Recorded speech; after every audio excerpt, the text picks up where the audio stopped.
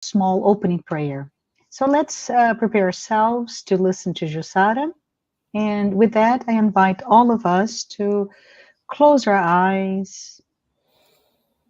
Let's open our hearts, our minds,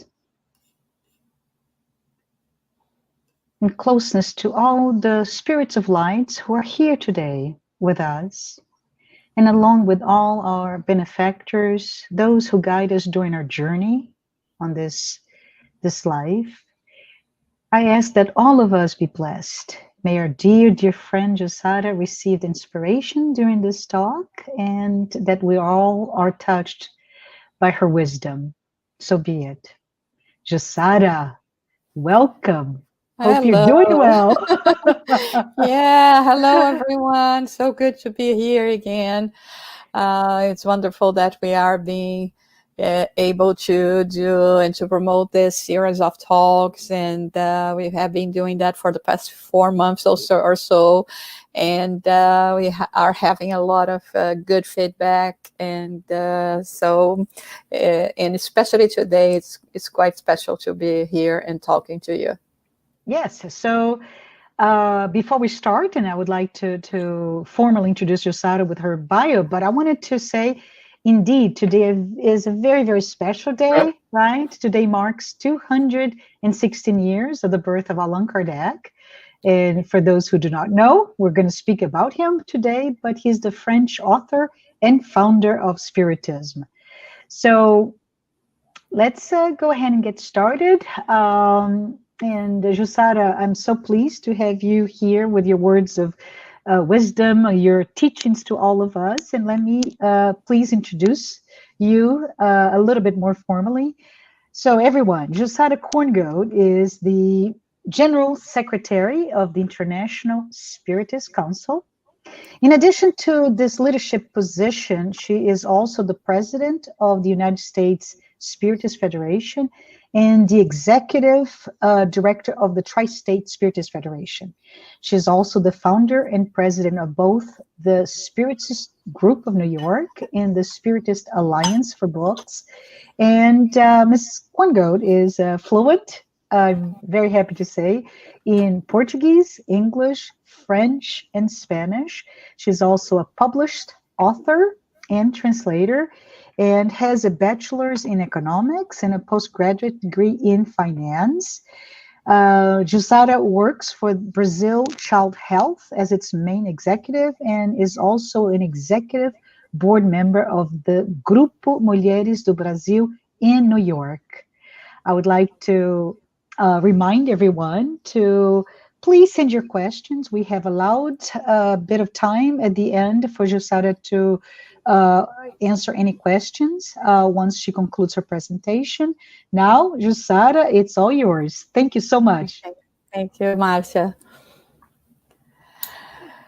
So again, formally, I would like to greet you all. Good morning, everyone that is connecting with us today. Like Marcia said, it's a very special day for all spiritists around the world. We have so many events happening, so many celebrations. This because we will be talking about a person that is very important for all of us, because he is the one that has put all of this together. Just as a quick reminder for all those who are not familiar with Allan Kardec, he was born Hippolyte Léon Denisard Rivail on October 3rd, 1804. And at about the age 55, he was introduced to the phenomena that was happening and taking over the world, and in Europe especially, besides here, the US, which was the phenomenon of turning tables. And after being invited several times to attend one of those sessions, he finally decided to accept, because the invitation came from a friend that he had in high regards. But as soon as he got there and he started observing the phenomena, he realized that this was not a simple, phenomena to just entertain people, that there was something much more serious happening about it, which was the communication of minds that at that point he started researching and came to the conclusion that it could only be the minds of those that have departed. So he embraced this whole idea, and it started because he was a very inquisitive person. He was a scholar. He at that point belonged to the Science Academy of France, and he was a man that would very intellectual, that spoke several languages as well, and he wanted to understand what was going on. It was not that he was going there and see the table answering questions with such a reason that he would see or so to say would feel comfortable with just this kind of explanation. So he was given like 50 journals and notebooks that people were taking notes during the seances to research, and with continuing participating in the seances, he started changing the objective of the seances that were first only for trivial things, and it started switching that to more enlightening, for a more enlightening purpose. And when he started sending questions not only to the seance that he participated, but to all others that he knew were happening not only in France but in many other countries. So this is why and how Kardec came with the codification, a work that we value very much, because it encompasses so many subjects that can enlighten us as to our purpose here on earth. And so it's very, very important for us to understand all of that. And so today, as a way of us showing him our gratitude as well, we decided to talk about him, about his accomplishment, and about his thoughts. He was a very, very tender person. Sometimes people think that he was just that scholar, but no, from all the writings, everything that we read, and the testimonies that we have about himself, and even from some lectures he gave, we can see how Allan Kardec truly is. And in order to make this interesting, and we don't talk that much about the communications of the spirit of Allan Kardec. As we know, he passed away on March 31st, 1869. He had an aneurysm, an AVC, and immediately died. And there are some of the communications that he gave to us on the same year that he died. If you want to question me, what about other communications? Do we have more communications about Allan Kardec? We have a few. From I think the very beginning of the 20th century, but after that we don't have that much. But I have to tell you that in my point of view, I'm sure he is closely following the whole Spiritist movement. It couldn't be otherwise, and even giving communications, but perhaps just because of not making too much problem in relation to the signatures. Probably he's not even signing, or signing with a different name, because as an immortal spirit, of course, he has other names as well. So today we are going to start showing a communication that he gave right after his passing, in the same month that he has passed, which is very important for us as spiritists as well, because sometimes we have this idea that a spirit cannot communicate right after, or a couple days or a few days after it's passed. passing. In general, it can be like that, especially if our passing represents, something that can be much more traumatic. But of course, when we are talking about more enlightened spirits, and when I say enlightened, I'm not just saying, from a very high category, like for sure Kardec was, but that has a bit more understanding and knowledge of the afterlife. It can be something that can occur as well. So this is the first communication that he gave to the Society of Paris, April 1869. So remember that he died March 31st of 1869. And then he starts by saying, "How to thank you, ladies and gentlemen, for your good feelings and the truths expressed so eloquently over my remains. You may not doubt it. I was present and deeply happy, moved by the communion of thought that united us by heart and spirit." So this is very reassuring, because not only he's saying that he was present at his funeral, but he was very happy and moved with all that was said in regards to him. It's interesting, because also in the codification we learned that when we are born, we do not witness our birth, but when we die, many of us are able to witness our passing and the funerals and everything that comes after. So this is why we always emphasize the need to have a deep respect for those that have departed, always elevating our hearts in prayers or in gratitude, and the true and sincere desire that they can be well and that they can feel our love towards them. So here we have the codificator Allan Kardec saying, "I was present and I was so touched and moved by everything that you said, to see everyone gathering together and in terms of being connected to him, and to show their presence at such an important hour."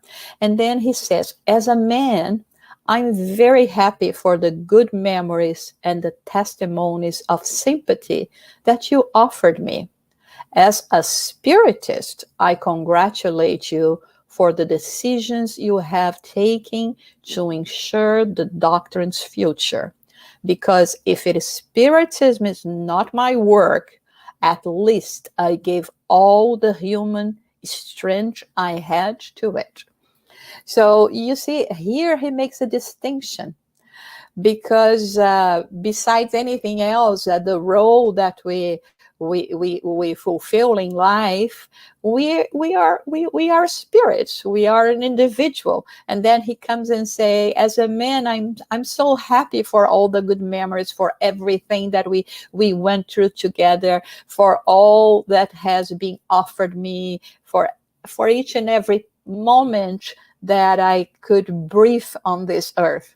But he's more concerned at this point, and he's calling our attention to the fact that as a spiritist, he's very pleased to see that people were taking over, that were concerned about the continuity of his work, which is something that as a spiritist ourselves, we always have to think about it. And please pay attention, because some of you may say, "Oh, what is the point of being analyzing a message that Kardec sent on 1869? But every word that Kardec gives to us comes from a superior mind, a superior spirit that can be addressed to us today. Like, for instance, how many of us are really engaged, not necessarily just in spiritism, but any other cause that we may be engaged in. And there is always this question about the continuation, especially, if we are talking about very good, laudable causes. What is going to happen next? So that's the reason why especially us spiritists that knows about immortality, that knows that the work it does not belong to us, but it belongs to to Jesus, to God. We have to be sure that we are going to be making everything at our disposal to strive for the continuation of these purposes that we are engaged with. In this case, we are talking about spiritism. So here he says, that would be, of course, one of the main concerns that as a spiritist he would have. What is going to happen after? Who is going to be taking care of it? And how are they going to be dealing with that? And we can ask the same questions today. What is happening in my household? Spiritual values only exist because of me? Am I trying to impact the lives of my loved ones in a way that even if I'm not here, they can continue in this path, in this journey of spiritual betterment? If we are talking about a spiritist center, what am I doing to assure that it's going to be continuing in the right way, following the right minds and the right directions that we have received from the codification? So this is all things that we have to keep in mind. So he continues by saying, it is as an energetic and confident collaborator, as champion during all times of the great doctrine of this century, that I love it, and I would feel unhappy if I saw it perish, if this was possible. So here he is emphasizing how much he has given for the spiritism, for this set of knowledge to come about and to be able to help all of us. How much he gave of his life, of his time, of his sacrifice, just because deep inside he knew the value of it. And of course, now communicating from the other side of life, he would say that he would feel very unhappy if he would see that destroyed, just because no one would take the reins and continue doing the work that had to do. But at the same time, he said, as if this was possible, because he was so sure that this is something that comes from the high levels of creation, of life, that it's not possible to put an obstacle to progress forever. We may delay progress, but we cannot halt progress. So this is what he was kind of saying to us, listen, and this applies to today. You may not do everything that you will do. You may not fulfill your commitment, but it is going to move on with you or without you. And we have to think about it. Which side do we want to be? So he goes on and say, it is not enough to want today, tomorrow, and the day after tomorrow. To be worthy of spiritism, we must always want it. The will that acts by spasms is no longer will. It is whim and the good. But when the will is practiced with undisturbed calmness, with unstoppable perseverance, it is the true, unwavering will in action and bringing fruitful results. So this again, it's something that is totally related to us. One day we say, spiritism is the best thing that is. These teachings, everything is so perfect. It fits so well in my life. And then life shakes us, come and presents a challenge. And we start doubting ourselves. We start doubting the validity of everything that we studied. We lose the will, the motivation to keep on going. And this is what Kardec is saying, whether you are or you're not, or at least you're really trying your best to become. But you cannot be one thing with all, on one side with all conviction one day and the following day, I'm not so sure. And then, well, yeah, maybe that could be, the best option. No, it is important for us to persevere, understanding that, of course, we will have our let's say our doubts when life becomes too hard, but it doesn't mean that we will give up our ideals.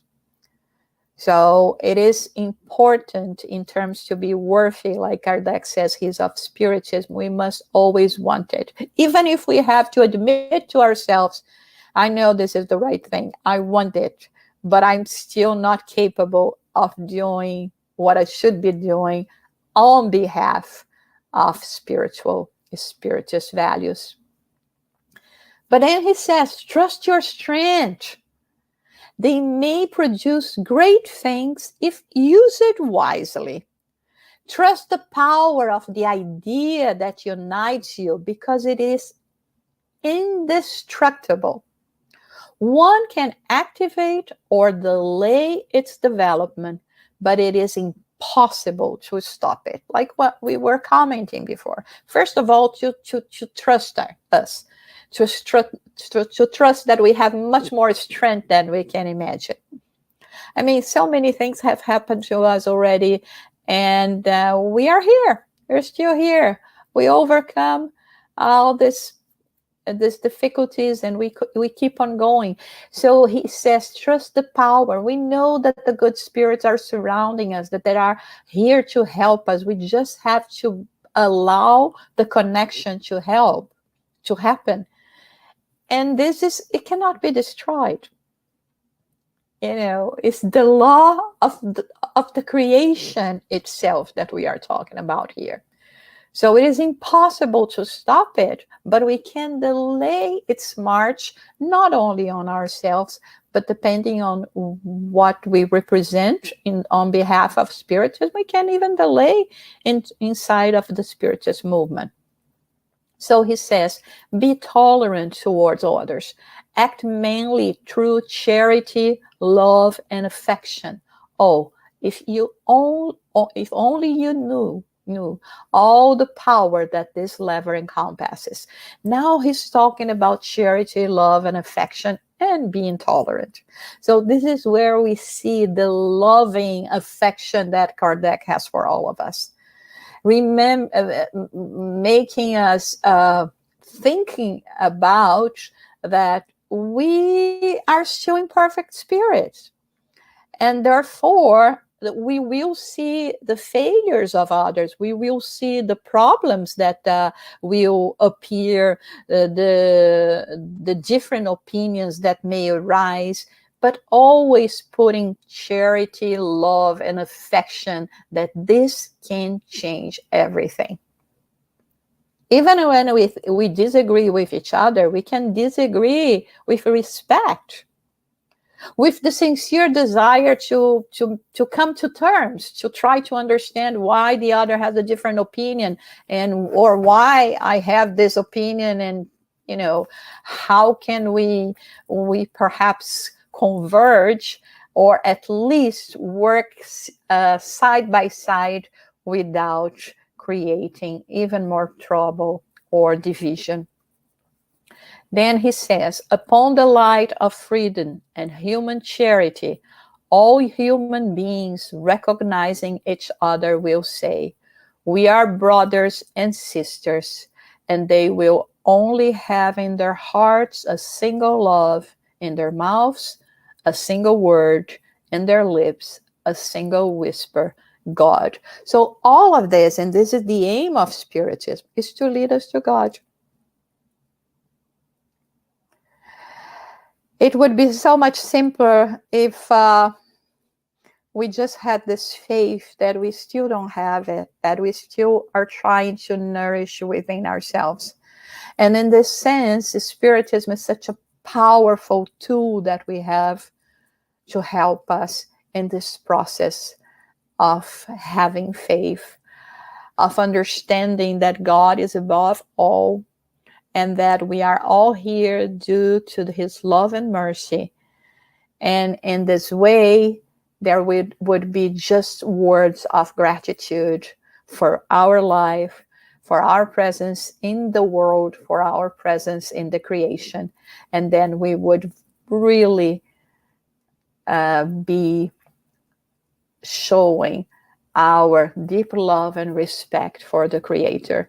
And these are the last words that Kardec sent in this first message that he gave right after this communication. But we have another one that we wanted to share with you. Is a message that he gave also to the Society, Spiritist Society of Paris on April 3rd, 1869, a communication also like a communication that was published at the Spiritist Review in June 1869. So he comes and tells us, I come tonight, my friends, to talk to you briefly. In the last session, I did not come because I was busy elsewhere.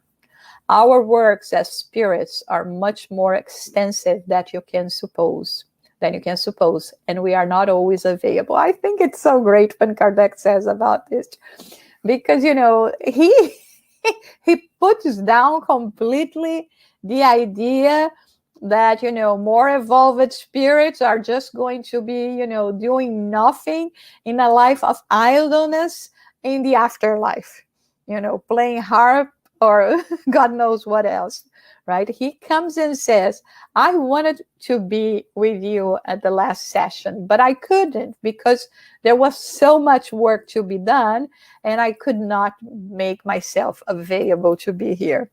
Isn't that fantastic when we hear about it? And listen, we are talking about the Spiritist Society that he has founded with everyone that he had a deep love and affection, and also concerned with the future of Spiritism and etc. But even then, he had to attend more pressing demands. And he's not even afraid to say that. So he says it's another way that he can find to teach us a lesson. And I always like to remind, you know, because sometimes when we talk about mediumship and the possibility of talking to people, and I mean, and sometimes there is this idea that just because you are a medium, you can talk to spirits. And we remember that Chico Xavier used to say, you know, the phone, it doesn't ring from here to there, but it's from there to here. And when we are talking about high level spirits, they are very busy. They do not have, you know, all the time to be next to us. And especially if we are not concerned with more enlightening ideas. If we are just doing mediumistic meetings for trivial purposes, high-level spirits will not attend. Even when this is the case here that Kardec was saying, he's talking about the society, Spiritist Society that he has founded right after, you know, a month after his discarnation, and, you know, certainly worried about all the future and all the decisions about Spiritism, the continuity of the work on Spiritism, but still he could not attend. So it's very important for us to think about, to ponder about it. But then he comes and says, I still have some advice to give you on the path you must follow before the public in order to make the work I have devoted my life to advance. A work whose improvement I follow from the spiritual plane. It couldn't be otherwise. I mean, this work that he was the spirit that materialized that on earth, because we know that there was this group of the spirits under the banner of the Spirit of Truth that we do understand as being Jesus, working for the propagation of, a new set of knowledge in order to free us, to help us in this process of learning more about ourselves, about our immortality, about everything that we can pursue, achieve here on this earth, and make our life, not only the present life, but, the life as eternal life, much better than it is. So he says that he follows us. He is still from the spiritual plane, helping, and he still had some advice to give. What I mainly recommend to you is tolerance, affection, sympathy toward each other and toward unbelievers. We can even imagine, the whole picture after the death of Kardec, and actually we don't need just to imagine. There are documents that show that, in terms of who was going to continue the work and the Spiritist Society, the work of the Spiritist review that he has put together, and all of that. And as we can imagine, because as human beings, not as evolved as Allan Kardec, there were being dissensions, lack of tolerance, and people discussing with each other, all of this that Kardec wanted to prevent. So he doesn't come and point fingers, but he says, in general terms, tolerance, affection, sympathy, not only between yourselves, but the unbelievers. And I mean, if we have unbelievers today, 200 years later, or almost 200 years, 164 years later, imagine at the time when the Spiritist doctrine was actually being was very new in Europe and other countries. When you see a blind person on the street, the first feeling you experience is compassion. Likewise, you should feel the same towards our brothers and sisters whose eyes are veiled by the darkness of ignorance or disbelief. Pity them instead of criticizing them. Show that there is in you a higher principle and an obedient soul to a law and to a higher truth is Spiritism. Again, that was one of the things that Kardec practiced during his time that should be a very valuable teaching to all of us. He didn't engage in discussions, in trying to convince others, criticizing others. He knew that people needed time to grow those ideas, to grow in terms of their understanding. And so this is what he's talking about here, tolerance. And nowadays, we understand even more that as spirits, we being created the same, simple and ignorant, but we all go marching on, going through our progress, but in different pace, at a different pace. And we have to respect others that is still are not mature enough to embrace more spiritual values. And this is what Kardec is telling us here. And he says, brochures, newspapers, books, publications of all kinds are powerful means of introducing the light everywhere. But the safest, the most intimate, and the most accessible to all is the example in charity, sweetness, and love. So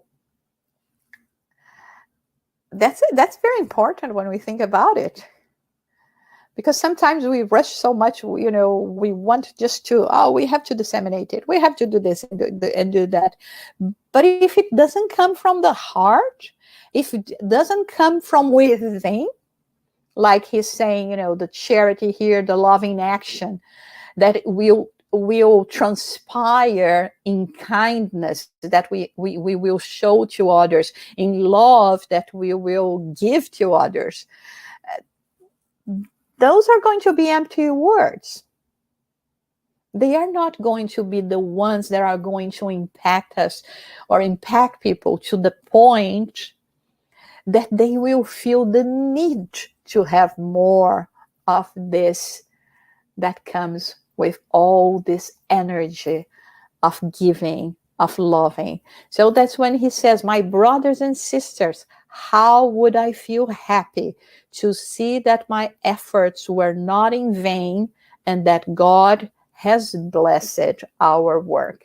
But this is only going to happen if we give more than just our intellectual possibilities. Yeah, we know Spiritism is the doctrine of reason. We cannot accept blind faith. But at the end of the day, when we have all this knowledge, if this knowledge doesn't allow us to help in terms of appeasing the pain of others and even our own pains, what is the purpose of all that? And this is what we learn even from the teachings of Jesus. Love one another.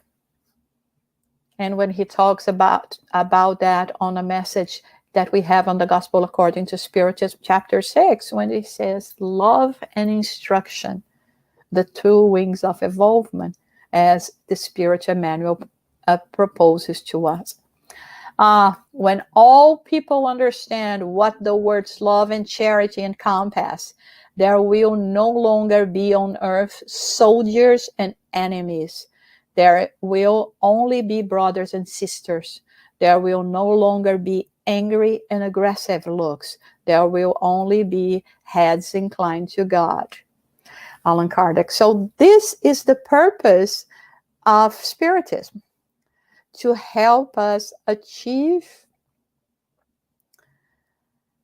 all these virtues that are still not part of ourselves. And we have the tools, we have the understanding. Now it's just a matter of practicing it. Let me see here, just 1 second.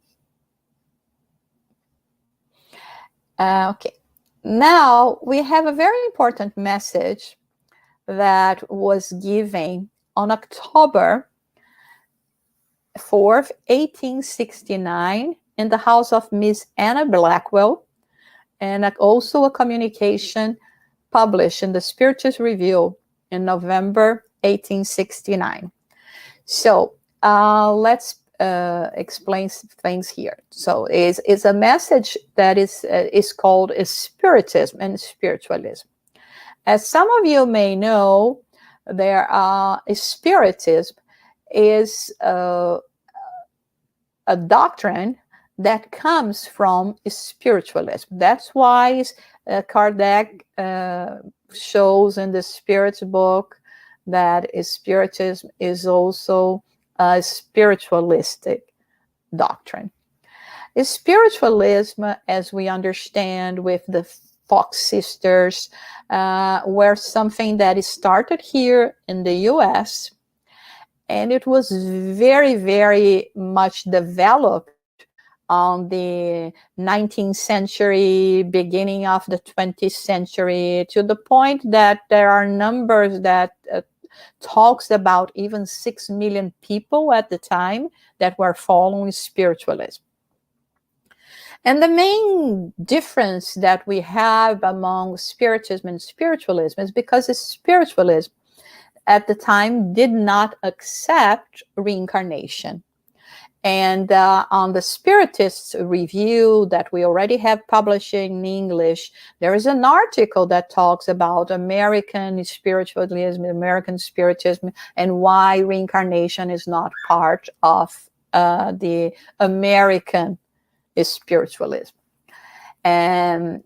And it's an excellent article, and I do recommend you to read. I don't remember quite well if it's in the 1858 or 1859, but I have a surprise for you at the end of this presentation, so you will find it easily. And so there was this group of people that would be, let's say, the English speaker is speaking the Anglo-Saxon side of spiritualism, and the French Latin side of spiritism. The difference being this reincarnation. And for those who do not know, Miss Anne Blackwell was the person that has translated 4 of the works of Allan Kardec, and for many decades, it was due to her books that the English-speaking people could have some access to the work of codification. The only one that she did not translate was Genesis. Of course, these books, with time, they disappeared. It was not easy for anyone to find it. And that's why we had it translated again. And we have it even published today also by the United States Spiritist Federation. But this is the woman that has put so much effort to bring about Spiritism. And here is a communication of Kardec in her house. She was being the medium, receiving this communication from Kardec. And this communication is for a very important guest that she was having at that time. That was Mr. Peeble. He was a very renowned spiritualist here in the U.S. He participated in various organizations, spiritualist organizations at the time, and was a writer for many of the journals that we had, the publications that we had at the time. So he was a very respected man in this field. So Kardec starts by saying, for quite some time, I have heartily desired the establishment of a regular relationship between the French school and the American one. In order for us to understand one another, it would be sufficient to meet and exchange ideas. That's so fantastic, right? I mean, that's what happened many times. We say, oh, I love this phrase that once I read it from Abraham Lincoln. He said, I don't like this person. I need to get to know this person better. Many times we have those divergences because we don't talk to each other. We don't try to understand each other. We don't try, this kind of approach. And here Kardec is saying exactly that. I mean, it's enough for us to talk about, for us to put aside any misunderstanding, any divergences we can have. And then he continues, I have always considered your hall, dear lady, as a bridge launched between Europe and America, between France and England, destined to suppress the divergences that separate us, and to establish a chain of common ideas from which a union would result in the future. So here, again, he's saying, I do understand that there are some points that we do not agree, but there are so many that we do agree, and we are not talking to each other, and we are being,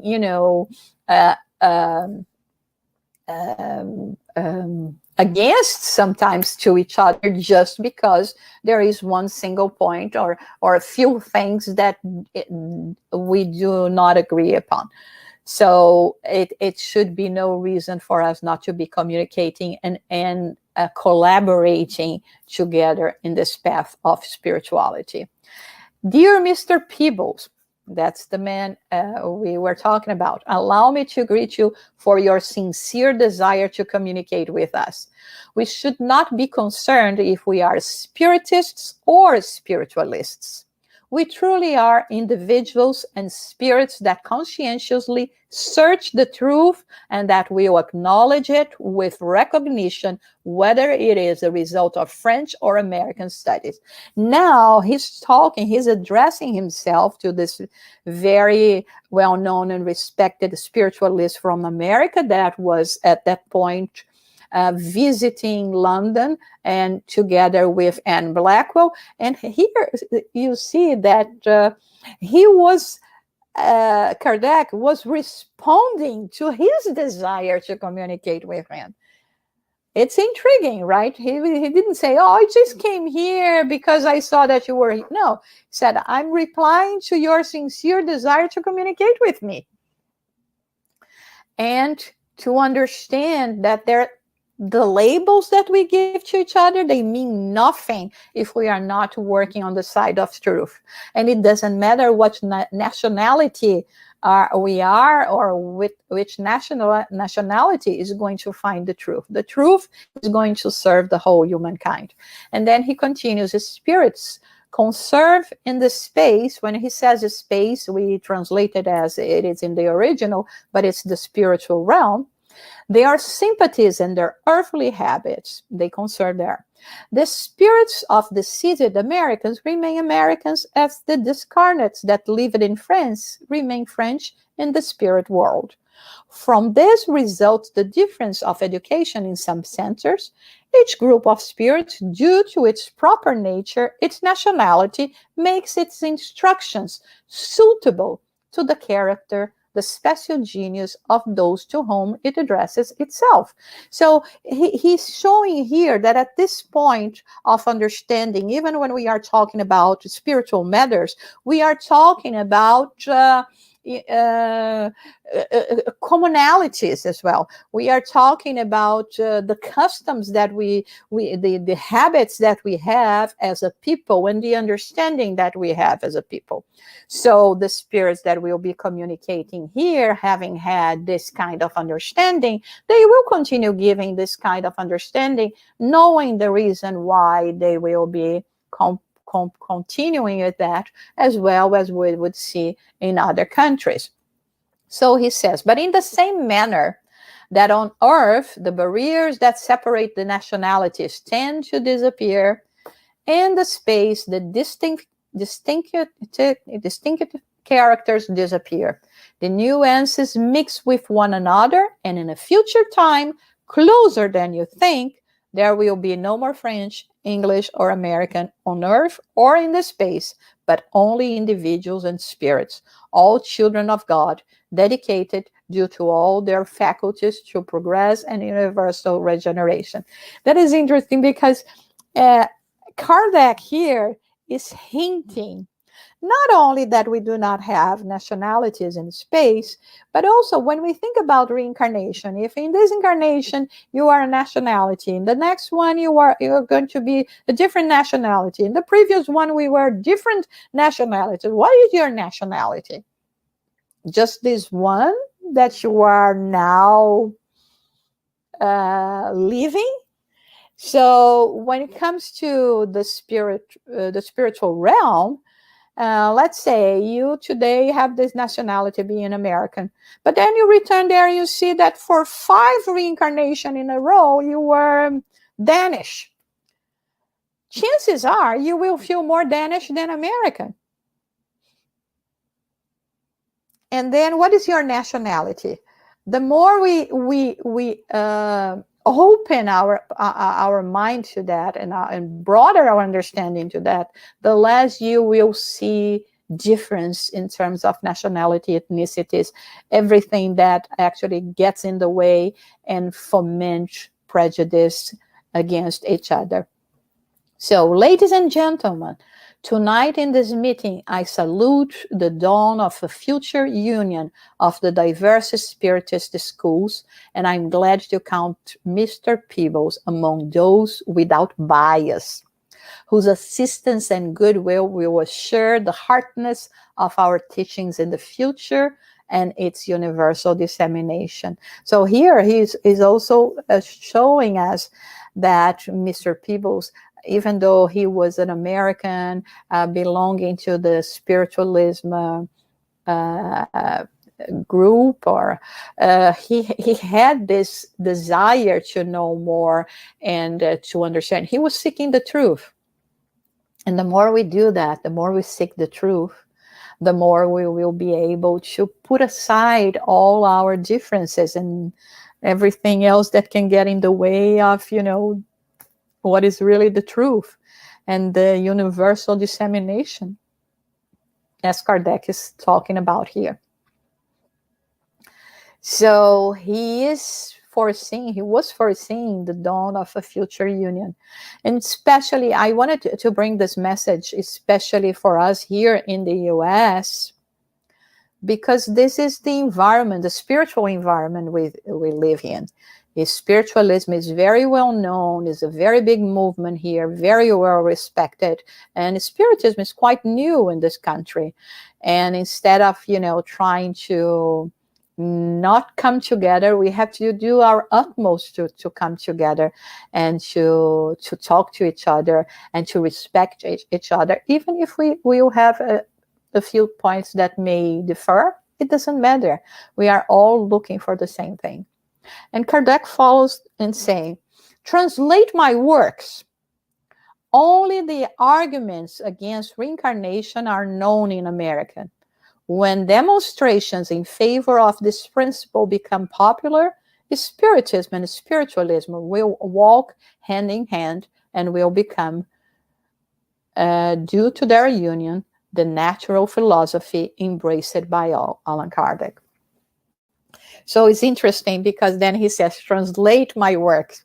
And Blackwell accepts the suggestion of Kardec and start contributing tremendously for the dissemination of the Spiritist codification in the English language, which has traveled from England to the US as well. And even within the spiritualist movement today, we find many spiritualists that do accept reincarnation as a fact. And that is the importance of all this. And finally, I would like to end our presentation showing to you a prayer that Kardec said when he received the communication about his mission, and that is published on the book Posthumous Work, second part. And it's such a beautiful prayer. I wanted to finish this presentation with his prayer when he accepts from the Spirit of Truth the mission of continue dedicating his life to Spiritism.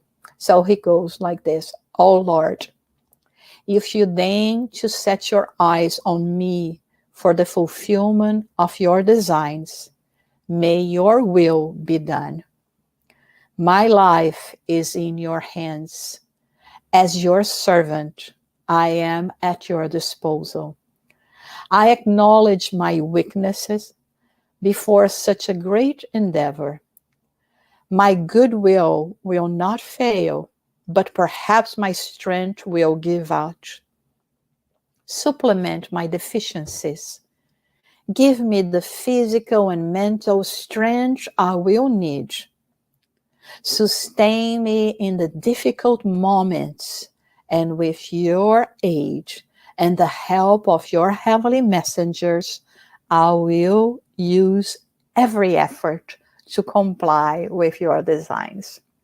May we all one day feel the same way as our codificator felt when not only he said this word, but he wrote this word, and that's the reason why we have it, so that it could keep,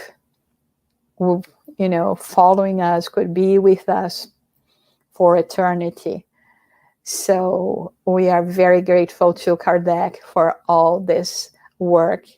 And the news that we have to give to you is that we are, I guess from next week on, we already be having on our website the publication of a new book by the United States Spiritist Federation that is called the Spiritist Review. As we know, we have 12 years of the Spiritist Review that was published by Allan Kardec during his life, and that continues till today.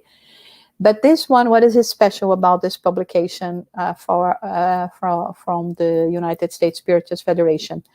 It's we have selected topics and texts from the years 1858 to 1864 that we already have translated. The last 2 years are going to be published next year. Only with American articles. Is a special American edition where Kardec mentioned the Spiritist movement, the spiritualist movement in the U.S. So it's a collection of texts, choice texts that Kardec has published in the 12 years of the Spiritist Review that talks about the United States, which is very important for us here to know and to understand. And there in this book, you will be able to read all about the article that I mentioned to you, the Americans and reincarnation, and why is Spiritism or the Spiritist movement is started here in the U.S. and not any other country. And so I will not spoil the reading to you. So we will be informing you as soon as it is available on our website. Thank you so much for your attention, and I'm really here ready for if you have some questions. Appreciate it. We have several questions, and I wanted to know how much time do you have? About 30 minutes or less? 20 minutes would be great. Okay, so let's look for 2 or 3 questions. We have received several, and I want to open to all, as you can see in the background. Kirsten mentioned, or she appreciates the talk, and has asked specifically if you had any recent communications. You started earlier talking about it, but if you can bring it up again, what are your knowledge about recent communications of Kardec? Yeah, to my knowledge, we think before anything else, thanks, Kirsten. But to my knowledge, we I think the one of the communications that we had from Kardec that is still considered is right at the beginning of the 1900s.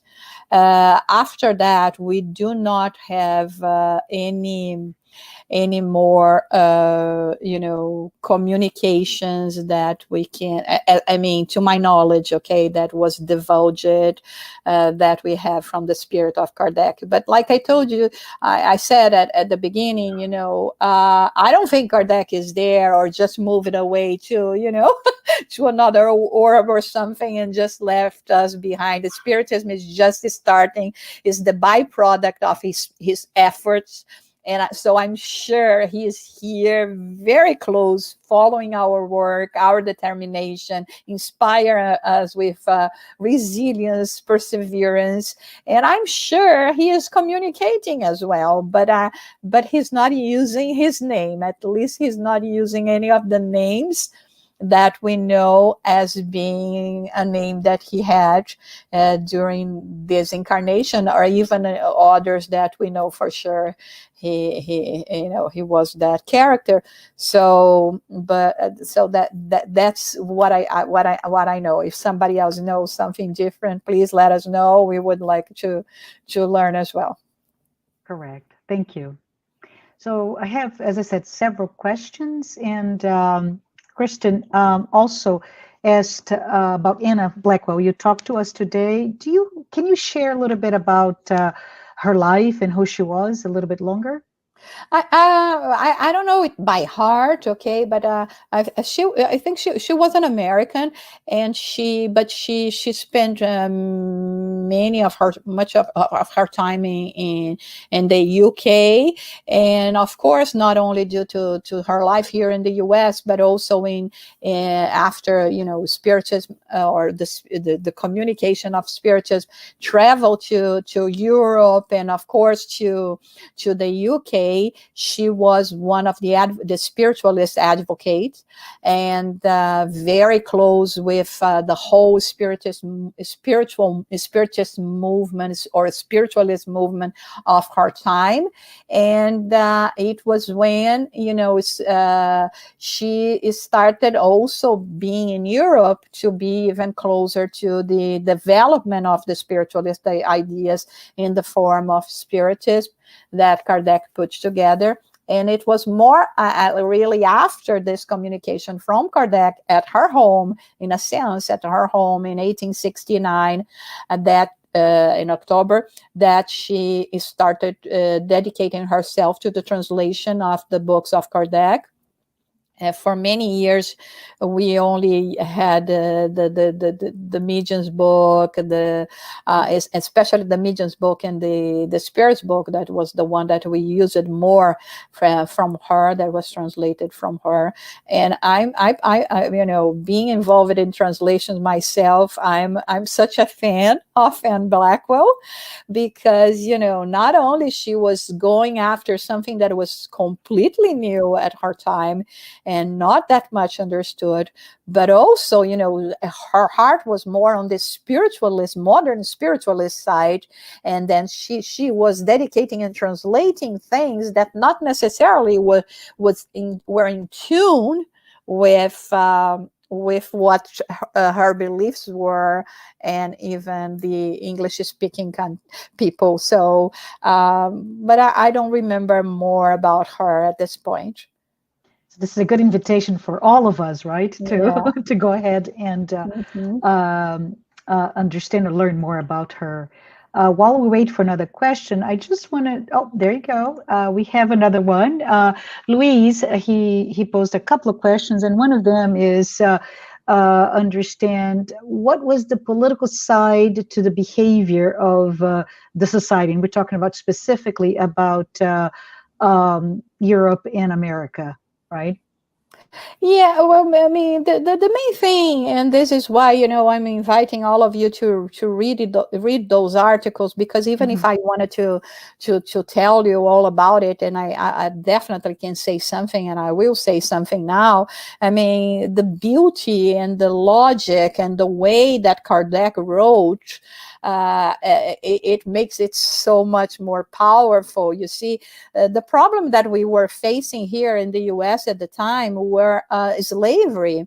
So the idea of coming with a new philosophy that would say, listen, there is reincarnation, and next incarnation you can be born as a slave, would immediately destroy any of this point. So the spirits have opted not to disclose this information, to come more, and even it's beautiful. And they say that the spirits came and they presented what was essential for the birth of the spiritualist ideas, and that there was only one country that was fit for this to happen at that time, which was the United States of America, because it was the only one that already defended the freedom of thought, and that an idea such as this one would not be destroyed immediately. And it's so amazing, because there is even a professor of philosophy and history professor, a French one, that he once I was watching a talk by him, and he was mentioning something that I have never thought about it, when he said that it was such an extraordinary thing that happened, because all this movement of the turning tables, the communications, travel from the US to Europe, in a little boat that was called Washington, that first arrived in Holland, and from there they were turning tables already, and they started spreading in Europe. That was the first time in history that something that came from such a, at the time, primitive country, new country, to put it more elegantly, at the time, were dictating fashion or bringing something new that would call the attention of Europeans. It was always the other way around. Mm-hmm. Everything that they were going to take serious, it had to come from Europe, especially if it was from, an intellectual point of view. That's why the intellectual part of Spiritism was developing in France, because all the intellectual understanding came from there. But let me go back to the question of Luis, and the political aspect. We are talking here not about politics, but the political aspect. There is always this thing that I know it to be this way. The spirits that are communicating to me are not saying anything about reincarnation. So there was this kind of divergency of ideas, but there was a point in all that it was not possible to be that clear at the time. Today, when we look at it, when we read at those articles, we say the spirits were so wise, because they knew what they were doing in terms of starting here, not disclosing reincarnation, developing the body of this knowledge, the intellectual body of this knowledge in a country that ideas of this that pertain to this category would be accepted. So this is what happened at that time, and of course I can only imagine that for a mind like Mr. Peeble. And I remember that when I translated this article in particular, I was so touched by his presence and everything that he did. I mean, he was really, truly a man in search of the truth. And so I guess he wanted to talk to Kardec exactly because of that, because he said, how come? Why do we have to have these differences, right? Correct. Okay. Thank you. It's very good. And Luis said, great explanation. Thanks. But there's another question here, and we have a few more minutes. So we go maybe this and one more, depending on time. But a number of people really know about the 5 books of codification by Allan Kardec. Can you talk a little bit about the additional work that was published?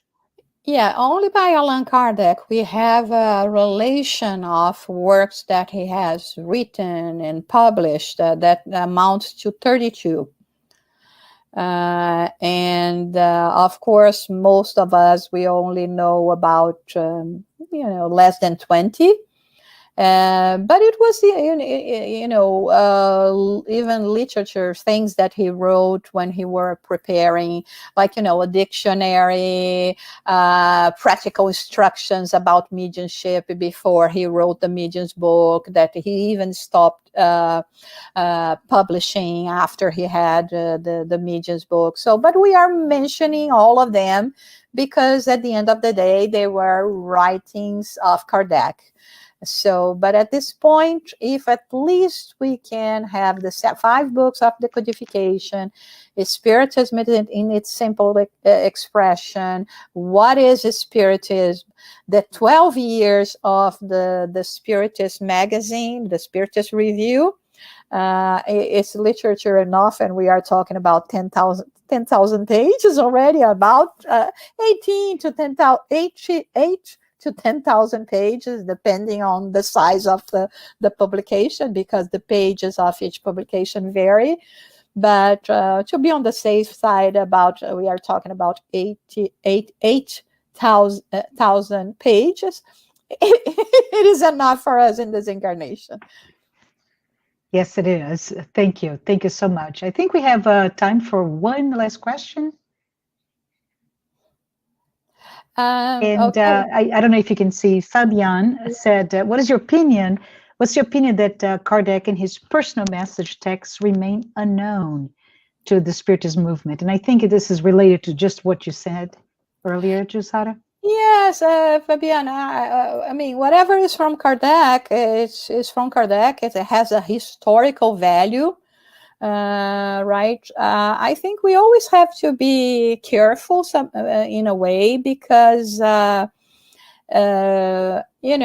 everything that Kardec wrote was for public display. And I think that sometimes, for a historical purpose, I do understand us being so eager to get to know the man more, get to know the spiritist more, the scholar more. But we should not forget the respect. And there are some publications that were made that maybe he didn't publish for a reason. Other things that are more related to his personal life, like his personal correspondence with his wife and vice versa. So as a researcher, I would say they are so interesting, and it's so good that we can have a clear view of all that. But from a moral, ethical aspect, I would say that we should think about respecting him as well, his privacy, as we would like ours to be respected. And unfortunately, many of his documents were lost, were burned at a certain point. And but yeah, I mean, for those who are in possession of those writings now, it would be nice if they could perhaps not thinking about with the mind of a researcher, but also with the mind of what would Kardec want us to do when in possession of all those informations. Thank you. Thank you so much, Jussara. Thanks everyone who posed your questions. This has been a really good time here, right? We live indeed in a year of information, but oftentimes it feels like we live in an era of opinions, right? But in any ways, I just want to say thank you, Jussara. Thank you everyone who watched this live, and those who have been following our weekly talks. Please note our talk next Saturday, which is October 10th at 11 a.m. as usual, Eastern Time. Please don't miss Flavio Zanetti. And Flavio will be speaking about well-being through forgiveness, a spiritist perspective. I want to say thank you, and wanted to ask Jussara, do you want to do a final prayer before we say goodbye? Oh, sure. Thank you. So our prayer today is a prayer of gratitude to our Heavenly Creator, but also our gratitude especially today for Allan Kardec. We know how hard it was for him to fulfill his commitment, to give his life, to dedicate himself to the enlightenment of humanity. And we thank you with all our heart. And like you plead on your prayer, we also plead to you that we may have the strength to fulfill our commitments before this great doctrine, that we can do everything that is possible to spread this knowledge so that we can reduce suffering in our world. May we all feel blessed at this moment. May all our homes be blessed. And may we continue in our work, in our pursuit of enlightenment. Thank you, God. Thank you. Thank you, Jussara. Thank you, everyone. Everybody have a great weekend.